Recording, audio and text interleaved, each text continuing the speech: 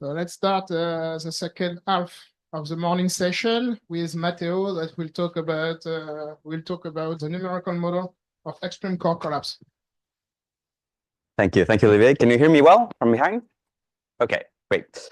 So thank you, first of all, to the organizers for this wonderful workshop so far. I'm learning lots of things. It's very nice to sort of have the community, multi-messenger community, talking to each other and sharing the latest efforts in the understanding how extreme events, multi-messenger events work.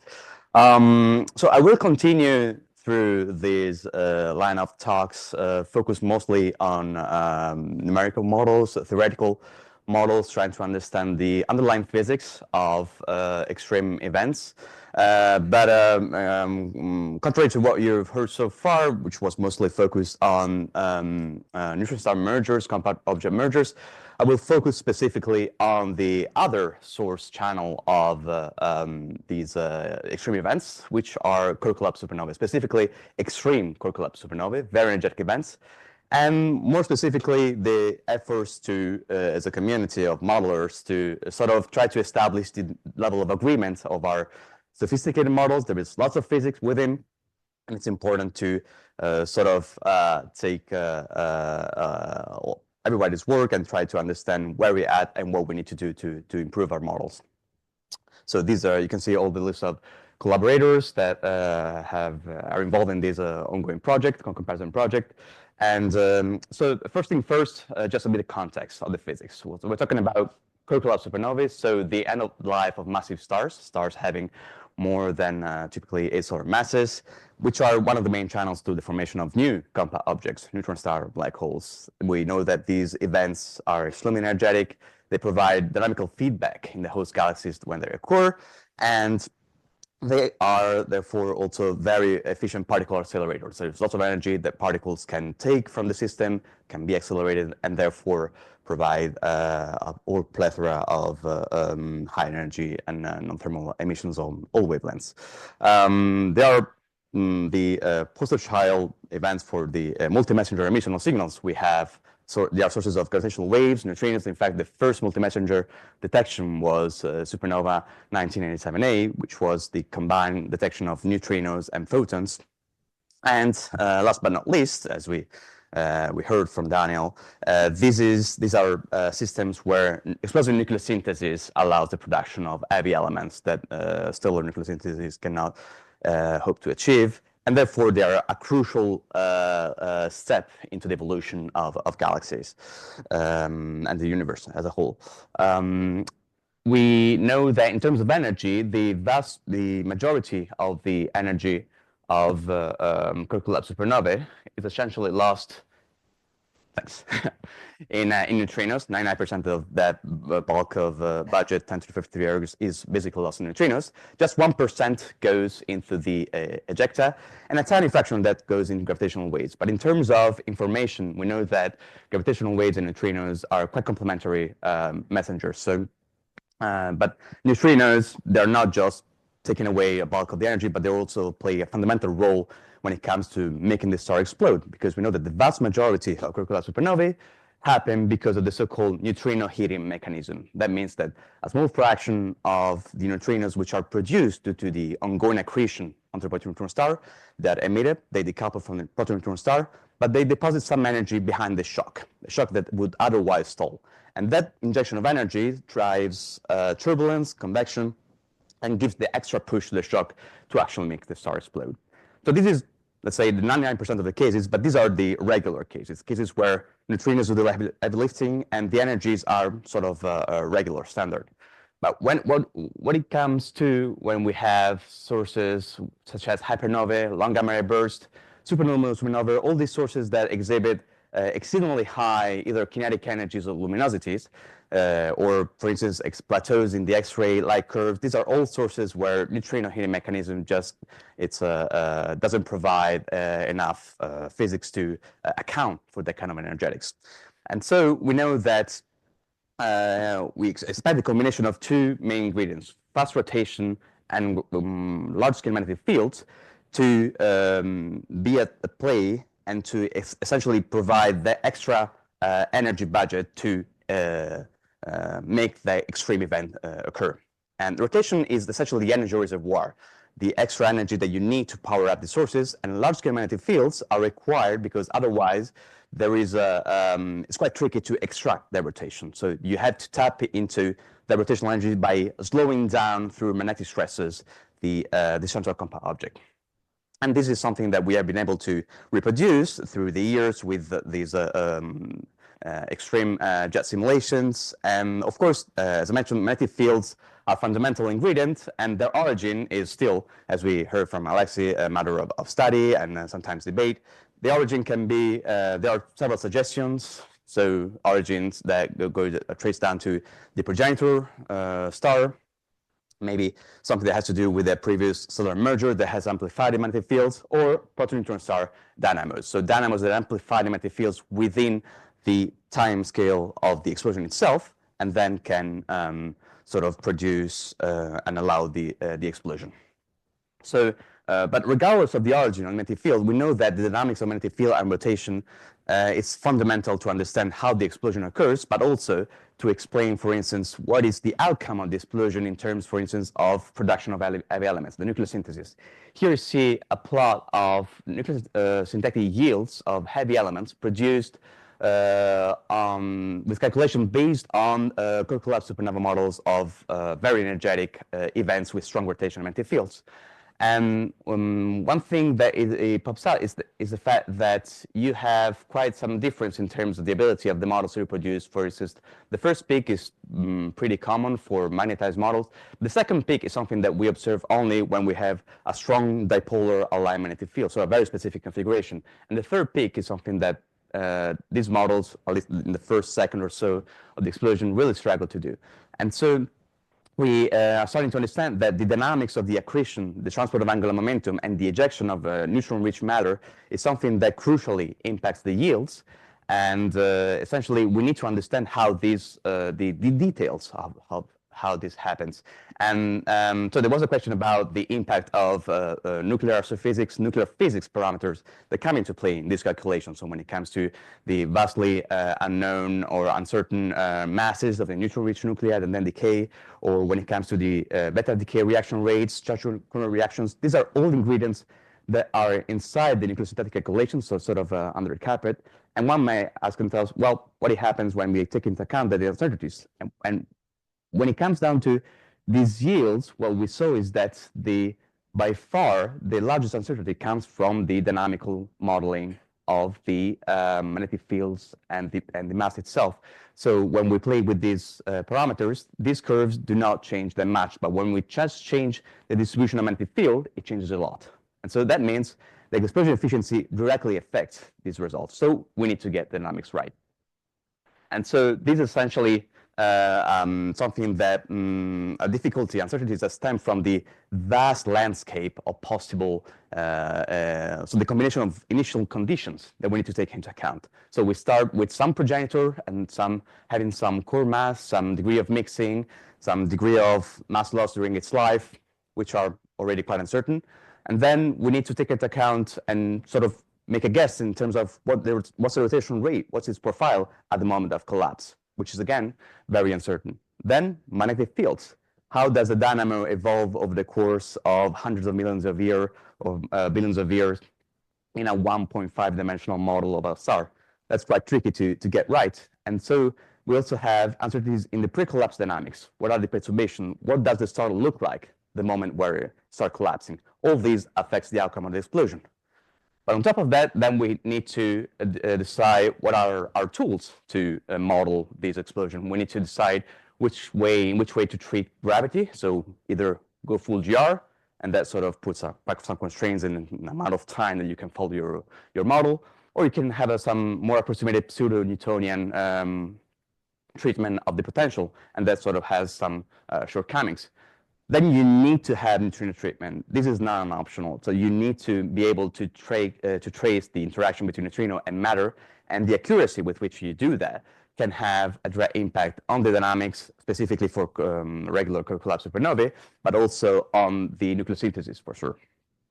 And then you need to take into account, for instance, nuclear equational states. So this is where nuclear physics brings, once again, some uncertainties because we don't really know exactly how matter at those densities behave, but we need to take that into account because a different degree of softness, different degree of how compact your proton neutron star can be, that has direct impact on the size of the proton neutron star, its temperature, the amount of winding that you can have. All these sort of things sort of contribute at some point or another to the dynamic of the explosion. And then there is a third column, which is the numerics. So this is something that needs to be there. You have to make a choice in terms of the geometry of a grid, to make a choice in terms of the refinement, sort of to make things happen on human time scale, and also the things that you need to take care of. And typically, groups don't talk too much in terms of setting up standards. And this is why there has to be a need to do some quick comparison, to start to sort of compare and see where we are at.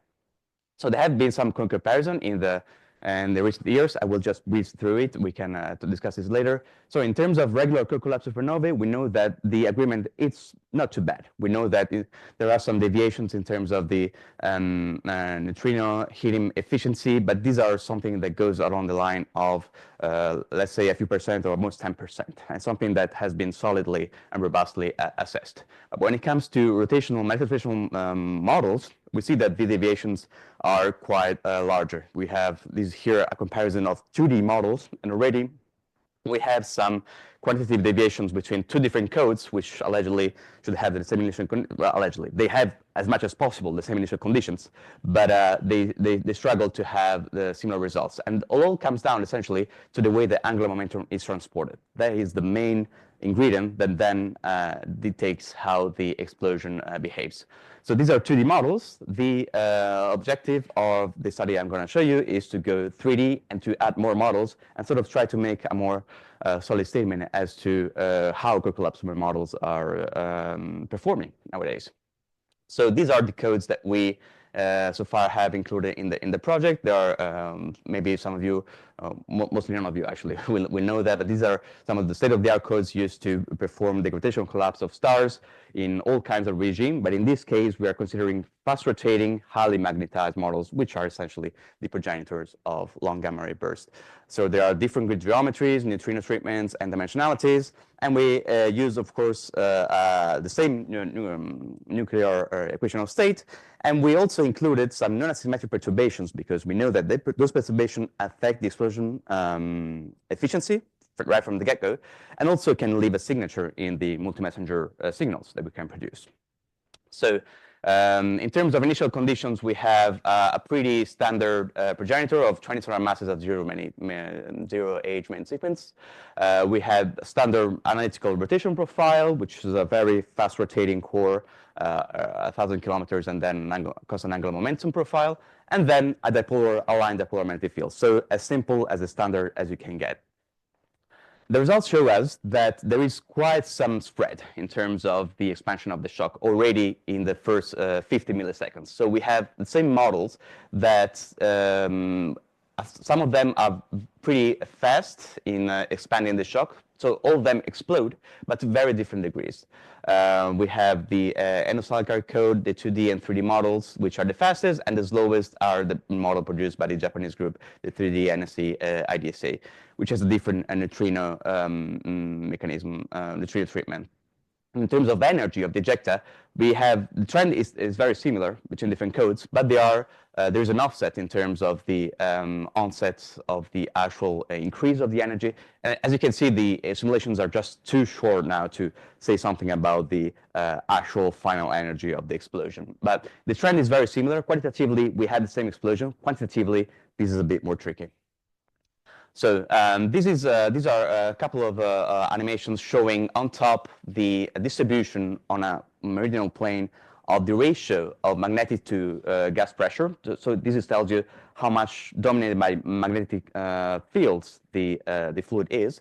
And on the bottom, we have the specific entropy. And this is done for two codes, Flash and Alcar, and in here you have a 2D realization of that. And if we start, you see that this is the shock at the beginning, and then you have these ejecta. They start drilling through the star. You can see already that Flash is sort of lagging behind, or rather Alcar is just shooting out. Very axisymmetric despite being 3D. And despite this having a larger magnetic pressure, we still have a much more collimated, much faster outflow coming from the model that was the faster in the shock expansion.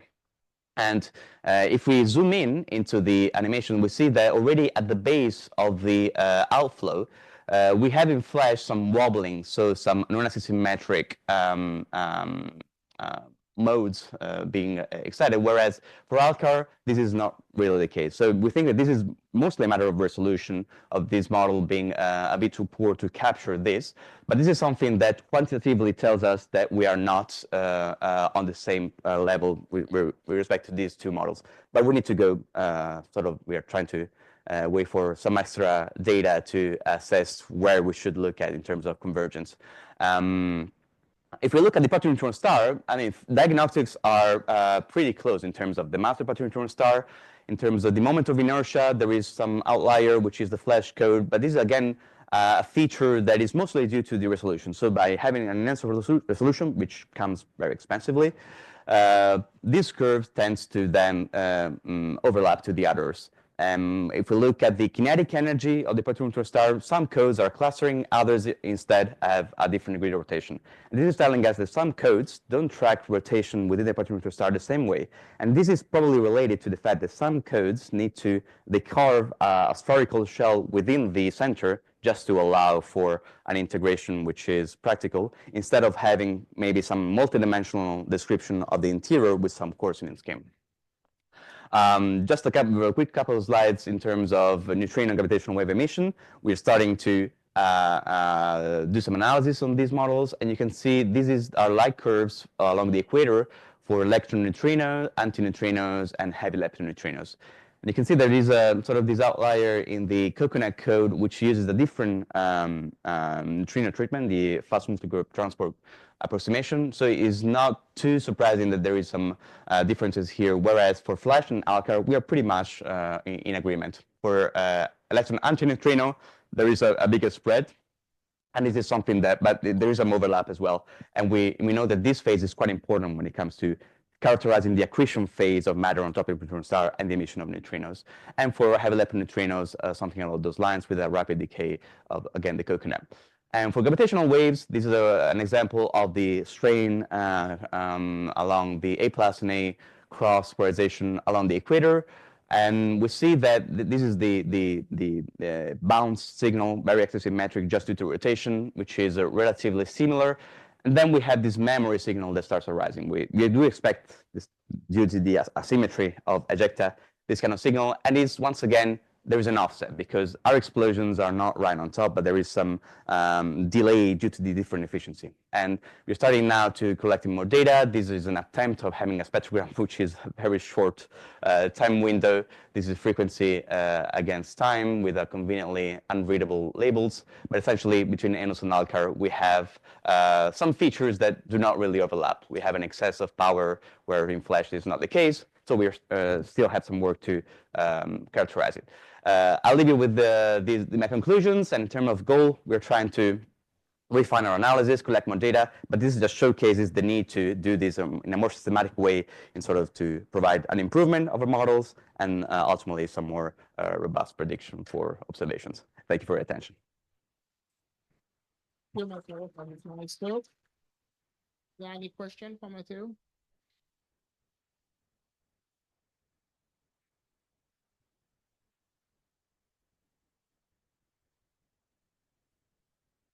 Thank you. Very nice talk and very nice work. I was wondering, since you mentioned the kink instability in this comparison between the Alcar code and the Cartesian flash code in terms of seeing these instabilities. And so I was wondering, have you checked? So it seems like the expansion speeds are also somewhat different, right? And so that's a critical. Have you compared those, because that's like critical in determining, you know, how much time does the kink instability actually have to grow?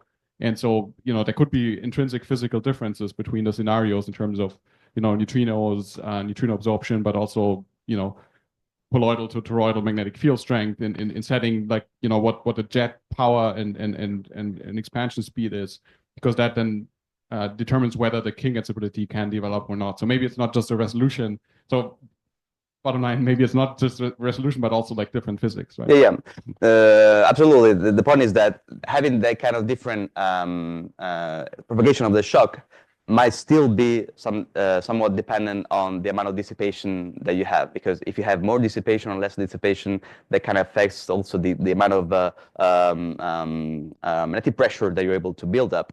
And but it's true that resolution is something that just can guide us in terms of assessing to what extent we are converging toward the results. But one other possible reason for this difference is that there is some intrinsic sort of difficulty due to the discretization in terms of a spherical and a Cartesian grid. So we are open to the possibility that maybe there is something going on in that department that maybe we need to take into account more, and maybe there's something even trickier to resolve. But for definitely, that for sure, we need to take a look into what suggests as well. Yeah. Let's thanks again.